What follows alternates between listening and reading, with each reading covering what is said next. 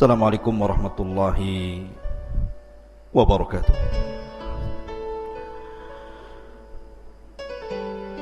Alhamdulillah wassalatu wassalamu ala rasulillah wa ala alihi wa sahbihi wa mawalah wa la hawla wa la quwata illa billahi wa ba'du. Ma'asyiral muslimin yang dimuliakan Allah subhanahu wa ta'ala, santri ikhwan yang semoga dimuliakan Allah subhanahu wa ta'ala. Alhamdulillah, malam ini kita bisa kembali duduk untuk bertalabul ilmi.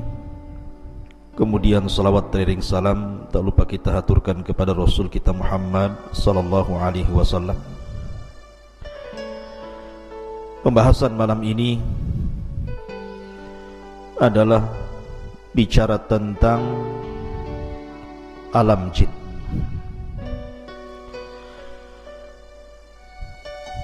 Jadi malam ini kita bicara tentang masalah jin.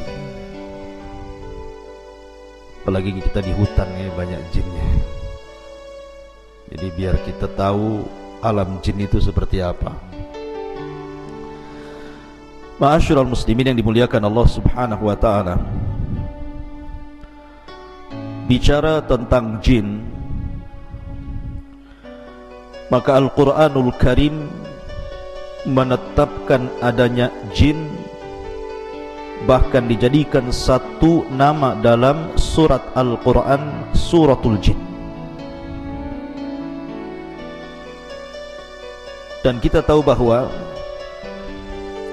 jin adalah makhluk kedua yang diciptakan Allah subhanahu wa ta'ala setelah para malaikat.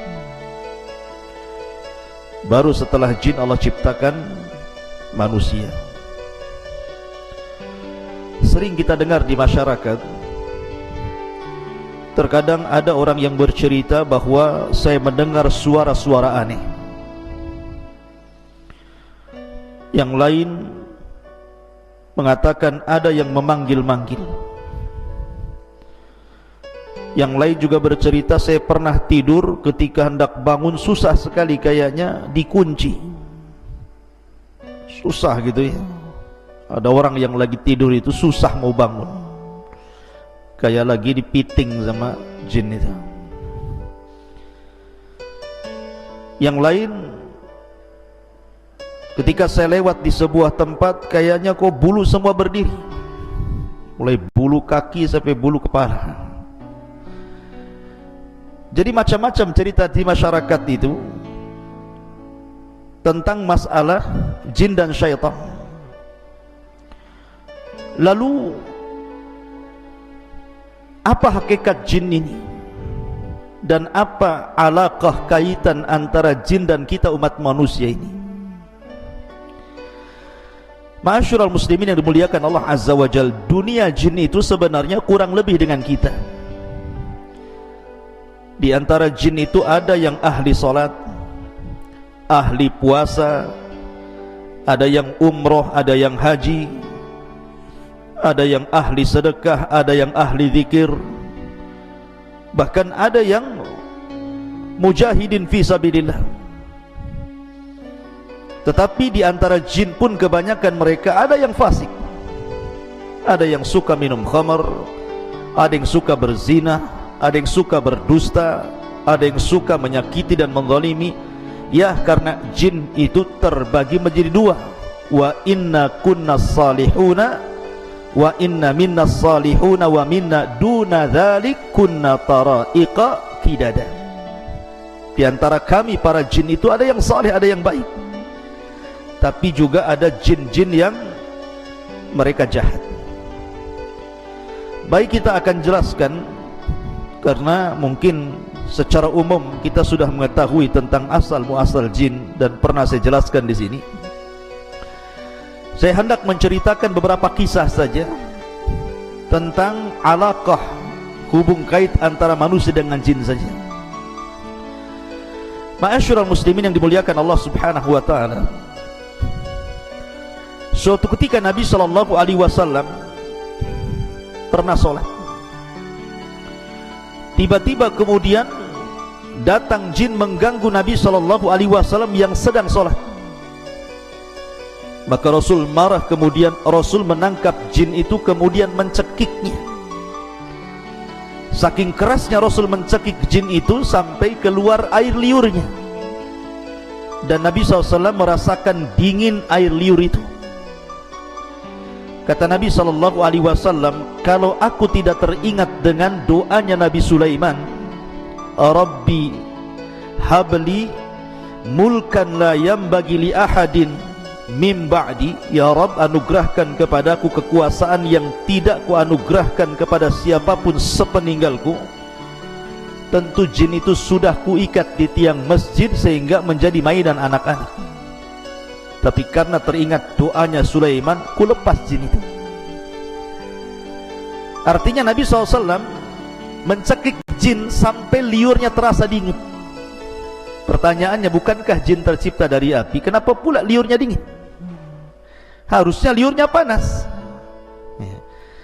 Yang tercipta dari api itu asal penciptaannya bapak moyang mereka. Tetapi anak keturunannya tidak seperti moyang mereka, sama dengan kita. Bapak moyang kita tercipta dari tanah. Tapi apakah kemudian ketika orang dipotong tangannya tiba-tiba keluar tanah? Kan tidak juga. Ya, tetap saja keluar darah gitu ya. Itu hanya awal penciptaan saja. Makanya kenapa jin juga disiksa di neraka merasa sakit. Sama dengan manusia dipukul tanah juga sakit. Kalau nggak percaya saya pukul antum pakai tanah liat. Kalau nggak menjerit, nah, saya kasih uang 100.000. Ma'asyiral muslimin yang dimuliakan Allah Azza wa Jalla. Lah, kalau kita melihat cerita-cerita di masyarakat kan macam-macam tuh. Apalagi penakut. Penakut itu biasanya pohon pisang pun jadi setan biasanya. Coba saja orang yang takut lewat kuburan. Sebenarnya di kuburan tidak ada apa-apa. Mungkin ada pelang warna putih. Itu lari terbirit-birit disangka kuntilanak itu. Itu penakut loh ya. Terkadang seseorang yang saking takutnya, mungkin ada kucing nabrak kaleng kongguan kemudian jatuh prang begitu ya. Itu ketakutan disangka ada setan tuh di belakang itu. Atau terkadang kita lihat angin, kemudian ada pohon goyang-goyang, kemudian bayangannya itu ikut goyang-goyang juga kan. Nah, disangka setan itu. Langsung bulu kuduk berdiri semua. Pertanyaannya ikhwatu fiddin muliakan Allah Azza wa Jalla, mungkinkah seseorang itu melihat jin? Sebagaimana yang ma'ruf di masyarakat gitu ya. Maka kita katakan bahwa Allah Subhanahu wa taala berfirman, innahum yarakum min haitsu la tarawnahum. Mereka yang melihat kita, kita yang tidak melihat mereka. Artinya jin itu bagi kita alam gaib. Jangankan jin, di zaman Nabi SAW banyak orang-orang munafik. Rasul tidak tahu siapa satu munafik itu, kecuali setelah diberitahu Allah, kemudian dicatat oleh Hudzaifah ibn Yaman siapa nama-nama munafik. Kalau Allah tidak memberitahu siapa munafik di zaman itu, selamanya Rasul tidak tahu mana satu yang munafik. Artinya munafik saja kita tidak tahu ya di zaman Nabi SAW, apalagi jin. Maka seseorang kemudian kalau masuk ke alam jin, kemudian sok tahu tentang masalah jin tanpa didasarkan Al-Quran dan Sunnah, ketahuilah bahwa dia itu pendusta. Contoh saja, dulu kan ada tayangan apa itu? Ghostbuster ya, yang nangkap jin dimasukkan ke botol itu loh. Nah ada tuh, tangkap mas botol, ditutup botolnya, dia udah tahu lubang botol bawahnya itu, lepas lagi, ya kan? Kan ada orang yang narik jin, kononnya dimasukkan ke dalam botol. Ikhwatu fiddin muliakan Allah Azza wa Jalla, kita katakan ini dusta, ini acting saja. Kenapa kita katakan dusta? Karena Allah yang mengatakan innahum yarakum min haitsu la tarawnahum. Mereka melihat kita, kita tidak melihat mereka. Macam mana kemudian menangkap jin dimasukkan ke dalam botol, sementara nas Al-Quran mengatakan kita tidak mampu melihat mereka, sementara mereka melihat kita? Kalau gitu tidak adil Ustaz. Enak kali jin melihat kita, kita tak bisa lihat jin. Allah Maha Adil. Ketika di dunia kita tidak bisa melihat jin dan jin bisa melihat kita, kelak di sorga Allah balik alamnya, di mana kita bisa melihat jin dan jin tidak bisa melihat kita. Itulah kebalikannya dan keadilan Allah subhanahu wa ta'ala. Akan tetapi ketika jin-jin itu tasyakul, beralih rupa, maka kita mungkin melihatnya. Bisa saja seseorang kemudian melihat ada burung hantu, disangka hantu karena ada hantunya, burung hantu. Kemudian kucing garong warna hitam, disangka setan, padahal garong dia. Jadi mungkinkah kemudian jin-jin itu tasyakul dan seseorang bisa melihatnya? Maka kita katakan kalau itu yang terjadi bukan dalam bentuk asli, mungkin. Saya akan bercerita beberapa kisah ya di zaman para sahabat. Pertama, kisah Abu Hurairah radhiyallahu anhu. Suatu ketika Abu Hurairah radhiyallahu anhu itu ditugaskan Rasul untuk menjaga Baitul Mal, menjaga pembendaharaan Baitul Mal. Rupanya di malam itu ada pencuri masuk ke Baitul Mal mencuri gandum. Satu karung, kemudian lari, dibopong. Abu Hurairah melihat pencuri ini, langsung mengejar, kemudian menangkap. Rupanya pencuri ini adalah orang tua dan mengatakan, "Ya Abu Hurairah, ana syaikhun kabir, faqirun, dhu iyalin, wa ma ataituka illa min hajatin, wa ma asabtu syai'an dunak, ma ataituka," bla bla bla bla. Bahasa kita ya.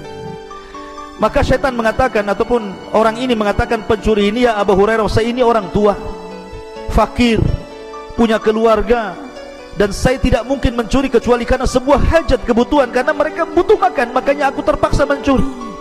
Lepaskanlah Abu Hurairah." Akhirnya Abu Hurairah karena kasihan, dilepaskanlah pencuri ini. Keesokan harinya berjumpa dengan Rasul. Sebelum kemudian Abu Hurairah bercerita, Jibril sudah kasih tahu, dan Rasul sudah mewanti-wanti, "Ya Abu Hurairah, fa innahu sayaudu al-bariyah, fa innahu sayaudu fil lail." Wahai Abu Hurairah, orang itu akan kembali nanti malam. Betul, rupanya malam kedua mencuri lagi, ketangkap lagi, minta uzur lagi, dilepas lagi. Sampai ketiga kali Abu Hurairah mengatakan, "Tidak, ini sudah ketiga kali kau mencuri, tidak mungkin aku lepas, akan kuhadapkan kau kepada Nabi SAW." Maka orang ini mengatakan, "Gini saja wahai Abu Hurairah, lepaskan saya. Maukah ku ajarkan kepadamu? Maukah ku ajarkan kepadamu sesuatu yang kalau kau baca, setan akan lari darimu. Setan akan lari darimu." Kemudian orang ini mengatakan, "Ya Abu Hurairah, apabila engkau hendak beranjak ke pembaringanmu, bacalah suratul kursi, maka tidak ada setan yang bisa mendekatimu sejak kau tidur sampai kau bangun." Habis itu Abu Hurairah melepaskan orang ini. Keesokan harinya dia berjumpa dengan Nabi SAW dan mengatakan, "Abu Hurairah, tahukah kamu orang yang kau tangkap 3 malam berturut-turut itu?" Kata Abu Hurairah, "Allah wa Rasulullah alam." "Saya tidak tahu wahai Rasul." Kata Nabi SAW, "Fa innahu syaitan." Dia adalah setan. Dia adalah jin yang menyerupai manusia sebagai pencuri. Sadaqaka wa huwa kadzub. Untuk masalah ini, maksudnya ayat kursi yang kau baca, dari semenjak kau tidur sampai kau bangun, dan kau tidak akan diganggu syaitan, ini benar. Khusus masalah ini saja, sadaqaka wa huwa kadzub. Tetapi masalah yang lain, dia pendusta. Kebanyakan setan itu pendusta. Khusus masalah ini dia benar, gitu maksudnya. Dari sini menunjukkan bahwa Abu Hurairah menangkap pencuri, dan pencuri ini rupanya jin yang tasyakul, yang berubah bentuk.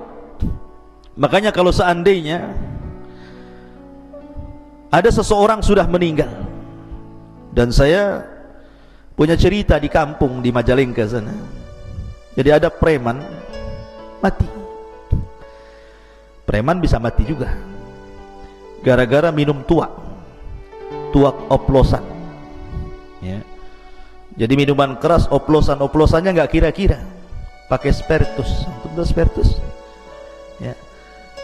Jadi cap orang tua dicampur spiritus, diminum kurang mabok, dicampur pil BK, Antum tahu pil BK? Untuk anjing gila tuh. Itu namanya pil BK tuh. Tuak, campur spertus, kasih pil BK, matilah. Itu bukan oplosan lagi, oplosan kuadrat namanya. Oplosan di atas oplosan lagi tuh. Ketika mati, rupanya tersebar di desa itu bahwa preman yang mati itu ada di atas jembatan, sedang duduk. Akhirnya dalam 1 minggu itu, ketika mendengar berita itu, tidak ada preman kampung keluar. Rupanya preman takut sama setan ya. Jadi tersebar berita bahwa dia hidup lagi, setiap hari nongkrong di atas jembatan katanya. Pertanyaannya, mungkinkah itu dia? Saya pernah bertanya waktu di Yaman kepada Syekh Adnan hafizahullah ta'ala, guru saya yang mengajarkan kitab Fathul Majid, kitab Tauhid, tentang kisah ini. Ya Syekh, saya begini di kampung, persis yang saya ceritakan. Apa kata Syekh Adnan? Dia mengatakan bahwa yang dijumpai itu bukan preman tadi, karena orang yang sudah mati tidak mungkin hidup lagi, karena ada barzah yang memisahkan antara kehidupan dunia dan kehidupan kubur. Lalu siapa yang nongkrong di jembatan itu, yang mukanya mirip itu? Maka dia bisa menjawab, kalau cerita ini sahih, kalau cerita ini benar gitu ya, bukan dikarang-karang, maka sesungguhnya orang itu adalah qarinnya si preman tadi. Karena setiap orang itu punya qarin, punya jin yang menyertai sejak lahir. Jadi kalau seandainya ada orang mati kemudian hidup lagi, bukan orang itu hidup lagi gentayangan, tetapi qarinnya yang gentayangan membentuk orang mati itu. Jadi bisa saja itu jin yang menakut-nakuti manusia. Kemudian kisah yang kedua, kisah Ubay bin Ka'ab. Jadi suatu ketika Ubay bin Ka'ab ini dengan para sahabat Nabi hendak menuju dari Mekah ke Madinah, melewati padang pasir. Kemudian sampai di padang pasir lupa jalan, karena zaman itu kan tidak ada Google Map ya, di zaman itu tidak ada kompas gitu ya, hanya mengandalkan insting saja dan orang yang biasa jalan dilalui. Rupanya Ubay bin Ka'ab dan sebagian para sahabat itu nyasar, tidak tahu kemana arah ke Mekah. Pokoknya bingung. Yang namanya padang pasir itu kan kayak lautan tuh. Nanti antum kalau pernah belajar di Arab, antum lihat padang pasir itu persis kayak lautan tidak bertepi itu. Jadi bingung Ubay bin Ka'ab ini harus kemana, sementara perbekalan minum mereka sudah menipis. Sampai betul-betul akhirnya minuman itu habis. Akhirnya mereka berusaha mencari air. Jadi ke arah selatan tidak nemu air, ke arah barat tidak nemu air. Pokoknya semua arah dia berusaha jelajahi, tetapi tidak ada air juga. Sampai akhirnya datang laki-laki yang sangat besar, badannya besar sekali kayak raksasa gitu ya. Kemudian menemui Ubay bin Ka'ab radhiyallahu anhu. Kemudian Ubay pun ketakutan dan mengatakan, "Man anta, siapa kamu?" Karena besar masalahnya badannya gitu ya. Maka orang besar ini mengatakan, "Ana min baqiyatin nafar minal jinnil ladzi istama'u ila Rasulillah sallallahu alaihi wasallam." Kata orang besar ini, saya adalah satu di antara sekelompok orang yang pernah datang menemui Rasul mendengarkan bacaan Nabi sallallahu alaihi wasallam yang disebutkan dalam surah Jin ya, "Qul uhiya ilayya annahu istama'a nafarun minal jin." Ada sebagian sekelompok jin, ada yang mengatakan 7 jin, datang menghadap Rasul mendengarkan Rasul baca Quran. Lah kata orang ini, saya adalah jin, satu di antara kelompok orang yang datang menemui Rasul yang kemudian mendengarkan ayat Al-Quran, dan aku pun masuk Islam. Kemudian dia mengatakan, aku pernah mendengar Rasul bersabda, "Al-Muslim akhul Muslim." Muslim itu saudaranya Muslim yang lain. Baik kutunjukkan kamu ke arah di mana ada mata air di sana. Akhirnya kemudian jin ini mengarahkan arah ke arah sini, khudut tariq, ambillah jalan ini wahai Ubay, engkau akan mendapatkan air. Akhirnya Ubay bin Ka'ab pun membawa para sahabatnya kemudian mengarah ke yang ditunjukkan jin tadi itu ya, dan dalam berbentuk orang besar tadi. Rupanya betul dia mendapatkan air di situ dan selamat dari kematian di padang pasir. Lihat, terkadang jin itu tasyakul, berbentuk manusia atau berbentuk yang lainnya. Ini kisah yang kedua. Kisah yang ketiga, di zaman Umar bin Khattab radhiyallahu anhu. Jadi ketika para sahabat Nabi SAW berada di Yamamah, ketika dalam kondisi perang, tiba-tiba salah seorang sahabat berjumpa dengan orang yang penampilannya aneh. Orang yang penampilannya aneh mengatakan kepada sahabat ini dan mengatakan, dari mana kalian?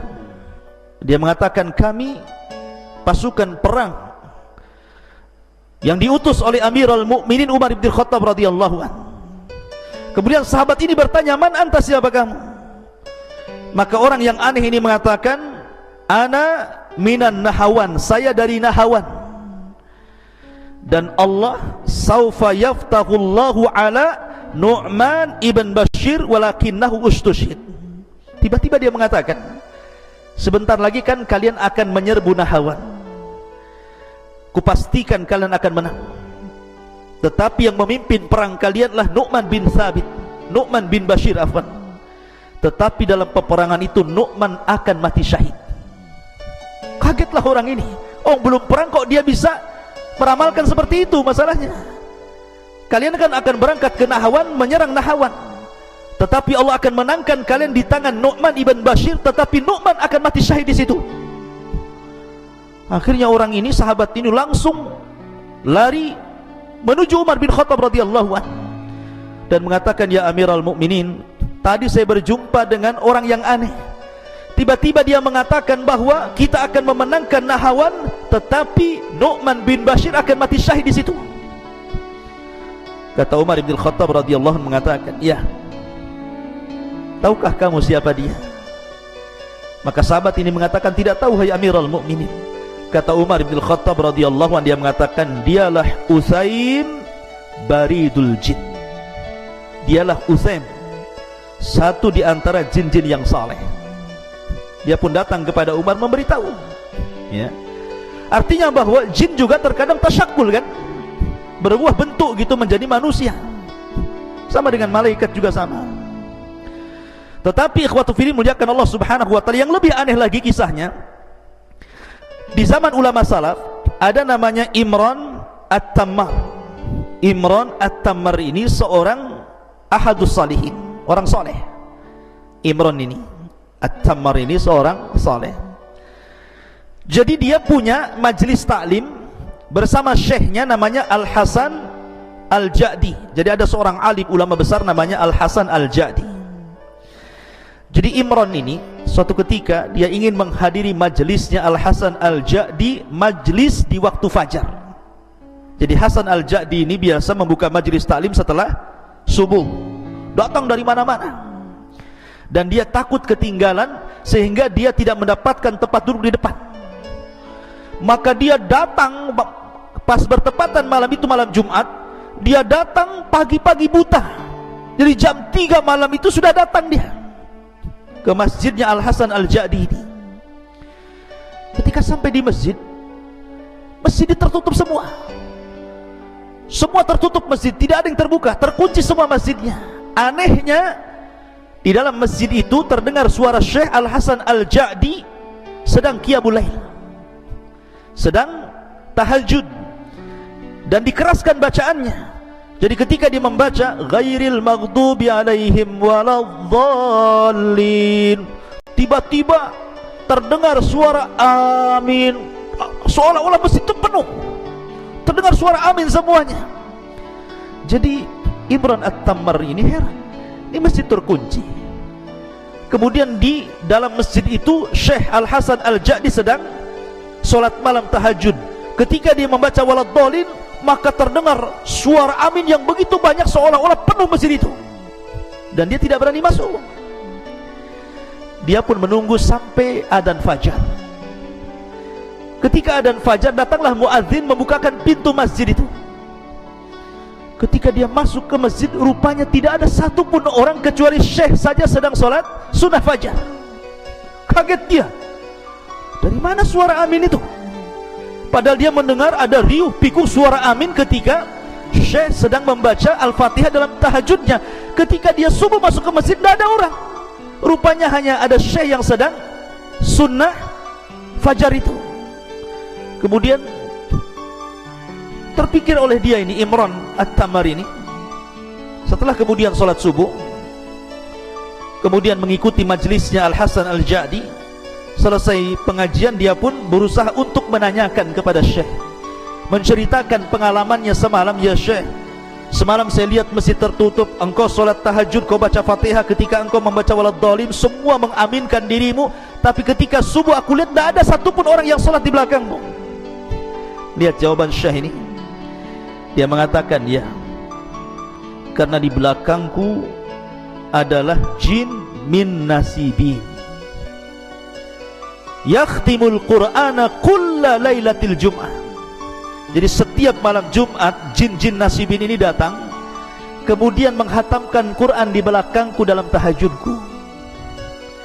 Setiap hari, setiap malam Jumat mereka datang, sholat di belakangku dan mengaminkan sholatku. Kira-kira nih kalau antum sholat malam, Allahu Akbar, ghairil maghdubi alaihim waladdallin, amin. Dilanjutkan nggak tuh sholatnya? Langsung antum hidupkan semua lampu, bangunkan kawannya gitu, ya kan? Lihat, syekh ya. Artinya bahwa jin-jin juga ada alaqah dengan kita, ada hubung kait dengan kita, maksudnya dengan manusia. Ma'asyiral muslimin yang dimuliakan Allah Subhanahu wa taala. Tetapi ada juga jin-jin itu yang jahat, ikhwan. Tidak semua jin itu baik. Wa inna kunna salihuna wa inna minna salihuna wa minna duna dzalik. Kunna tara'iqa qidada. Jadi kami ini bertingkat-tingkat.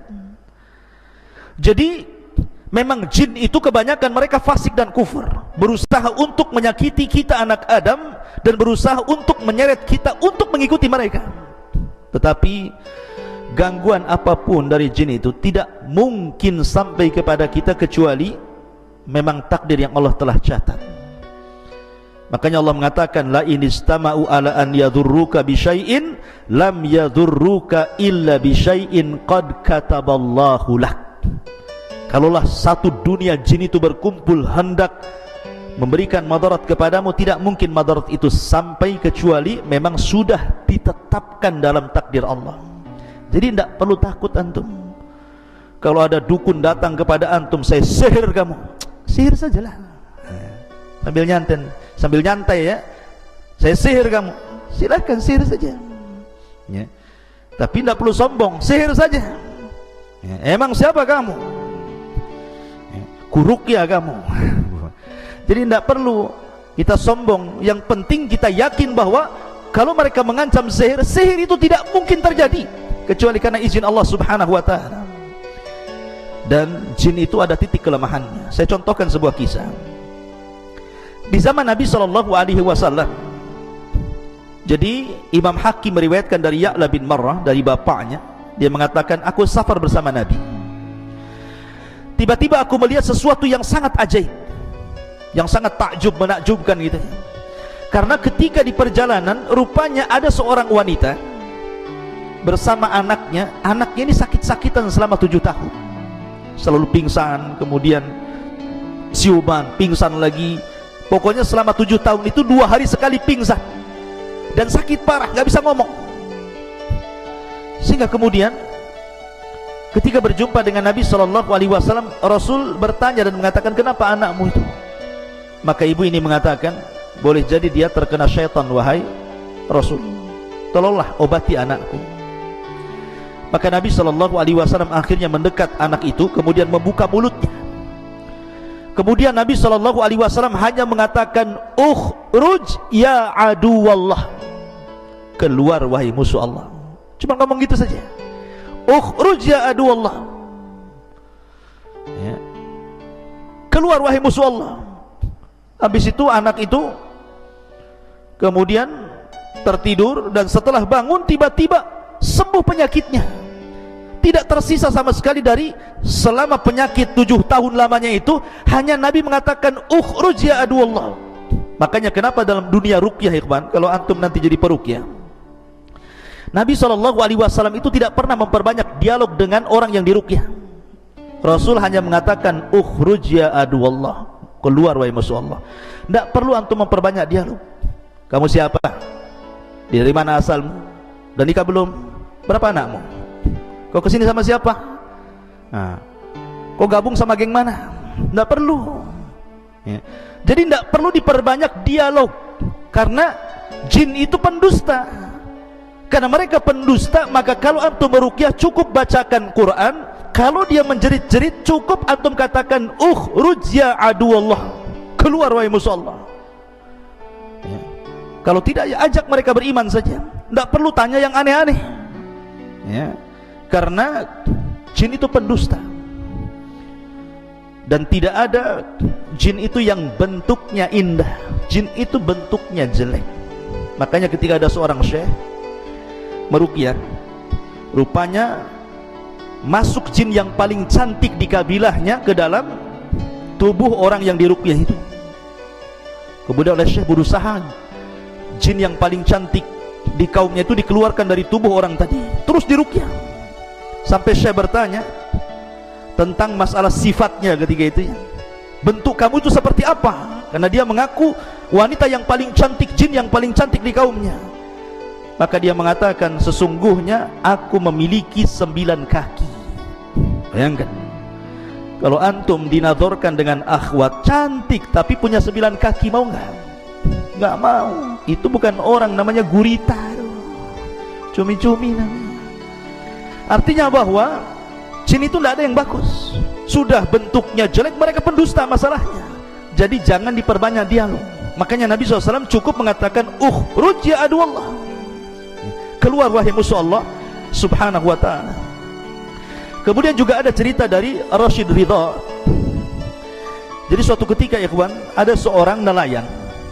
Seorang nelayan ini dia melempar jala di lautan. Ketika dia melempar jala, kemudian menarik jala, rupanya terdengar suara di dalam lautan itu, seolah-olah ada yang tersangkut. Tiba-tiba terdengar suara aneh. Langsung ketakutan nelayan itu, akhirnya jalannya dilempar. Karena ketakutan dilempar jalannya. Kemudian dia pulang. Sejak peristiwa itu, sang nelayan akhirnya selalu diganggu oleh jin. Akhirnya dia sakit-sakitan sampai tidak bisa bicara. Berusaha dokter mengobati juga tidak bisa. Kemudian para peruqyah juga berusaha meruqyah juga tidak sembuh-sembuh. Sampai akhirnya dia datang kepada Syekh Rashid Ridha. Kata Syekh Rashid Ridha ketika itu, hanya membacakan 1 ayat saja. Fasayakfikahumullahu wa huwas samiul alim. Fasayakfikahumullahu wa huwas samiul alim. Tiba-tiba kemudian semua jin yang ada di tubuhnya keluar, dan Allah subhanahu wa ta'ala takdirkan dia sembuh. Artinya bahwa ada jin-jin itu yang suka mengganggu manusia, yang suka mengganggu manusia. Lah kenapa kemudian jin itu bisa masuk ke tubuh anda, ke tubuh kita ya, sampai akhirnya ada orang yang kesurupan? Banyak penyebabnya kata para ulama. Bisa saja karena jin itu sudah terlampau cinta dengan antum sehingga dia masuk ke tubuh antum. Kok bisa Ustaz? Dia cinta sama kita, surat menyurat pun tidak, pandang memandang pun tidak, ta'aruf pun tidak. Macam mana kemudian dia cinta dengan saya gitu? Kata para ulama, salah satu penyebabnya adalah ketika antum masuk ke kamar mandi, kemudian lupa membaca a'udzubillah, berlindung kepada Allah minal khubthi wal khaba'ith ya. Kalau orang lupa berlindung kepada Allah dari khubthi, setan laki-laki, wal khaba'ith, dan setan perempuan, maka dipastikan ketika antum telanjang di kamar mandi itu, maka aurat kita bisa dilihat oleh syaitan. Tetapi kalau seandainya kita sebelum masuk kamar mandi kita membaca doa perlindungan kepada Allah minal khubthi wal khaba'ith, dari setan laki-laki dan perempuan, walaupun telanjang bulat di kamar mandi itu, maka tidak ada satupun jin yang sanggup melihat aurat kita. lah orang yang tidak pernah membaca doa ketika masuk khala, masuk kamar mandi, maka dia setiap hari jin itu menonton aurat kita. Karena setiap hari menonton aurat kita, akhirnya jatuh cinta. Kalau sudah jatuh cinta, maka dia tidak mungkin melepas kita. Ini salah satu penyebabnya. Yang kedua, atau karena dendam.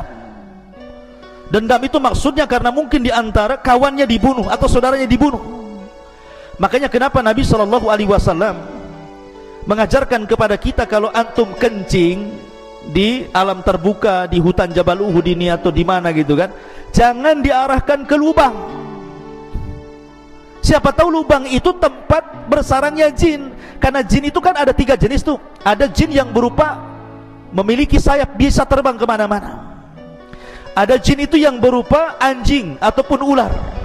Ada juga jin itu yang hidup di lubang-lubang. Makanya jangan kencing sembarang ke lubang gitu ya. Nanti di situ sarangnya jin, ngamuk dia. Sekarang logika saja, kalau antum di kepalanya dikencingi, marah nggak antum? Marah lah. Antum dikencingi Noval pemain kepalanya, marah nggak sama Noval? Marah. Ya. Jin juga sama, kalau dikencingi ya marah gitu ya. Makanya jangan kencing sembarang kalau di ruang terbuka itu. Karena bisa saja akhirnya karena marah balas dendam, masuk pula ke jalan darah kita, kesurupanlah kita. Atau mungkin dia itu masuk ke tubuh orang itu karena iseng saja. Ya, iseng-iseng saja masuk ya. Karena dia suka ngelamun, karena dia suka mikir gitu ya, dan tidak pernah berzikir, tidak pernah baca Quran, masuk dia ke tubuh kita. Makanya ikhwatu fillah muliakan Allah Subhanahu wa taala, maka jin-jin itu memungkinkan berbuat apa saja. Dan yang lebih bahaya kalau seandainya jin itu suruhan tukang sihir. Dia bisa membuat kita sakit, dia bisa membuat kita mati, dia bisa membuat kita bercerai dengan suami istri, dia bisa membuat kita macam-macam jadi jahat gitu ya. Maka itu lebih bahaya lagi. Oleh karena itulah maka banyak-banyaklah berlindung kepada Allah Subhanahu wa taala. Wallahu a'lam bishawab. Ini diantara beberapa kisah tentang alam jin. Mudah-mudahan ada manfaatnya. Subhanallah bihamdika, asyhadu an la ilaha illa anta, astaghfiruka wa atubu ilaik. Allah taala. Assalamualaikum warahmatullahi wabarakatuh.